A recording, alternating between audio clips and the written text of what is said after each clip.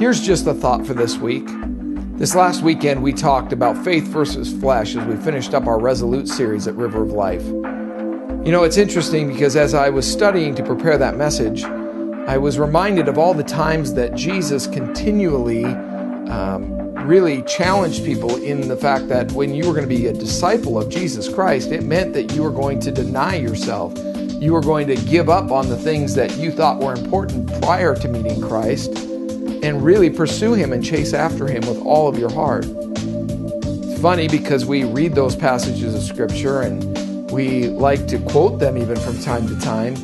But I wonder, as Christians, especially Christians in America, how willing we really are to give up our own hopes, our own dreams, our own desires, our own fleshly wants and needs in order to truly pursue Christ and the dreams and the hopes and the plans that He has for us.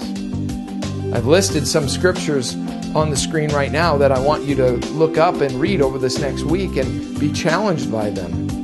You know, I think a lot of times we need to ask ourselves, how much are we influencing the world and how much is the world influencing us? You know, it's funny, I talk to Christians all the time who will say, boy, I just haven't had time to read my Bible, or I haven't had time to spend time in prayer, or I'm sorry, Pastor, I can't make it to that event. I can't make it to your prayer time. I can't make it to that class. I just am so busy. If only you knew what my schedule was like. And yeah, I understand that we do live in a busy time, but you ask those same people if they've seen the most recent popular television show, or if they've been to the most recent popular blockbuster movie, and most of the time the answer is yes. So it's not that we don't have time, it's really a matter of our priorities and what we're making a priority in our life.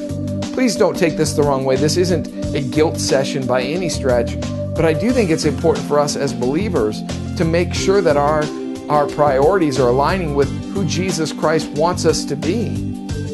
Sometimes we think of that and we think of, oh my goodness, now I've got to give up everything fun in my life. And that's not at all what Jesus is calling you to do. But He did say, pick up your cross and follow me if you're going to be my disciple, which speaks to dying to ourself and our fleshly needs and desires. So I just want to challenge you this week with this just a thought, to really pray about how much are you pursuing what God has for you.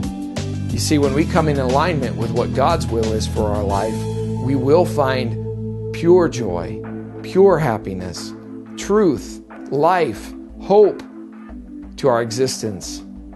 It's tough though, because the world definitely does teach us to chase after the things that are here and now and that will make us happy in the moment. But we know that those things will not bring us happiness for eternity. Just a thought.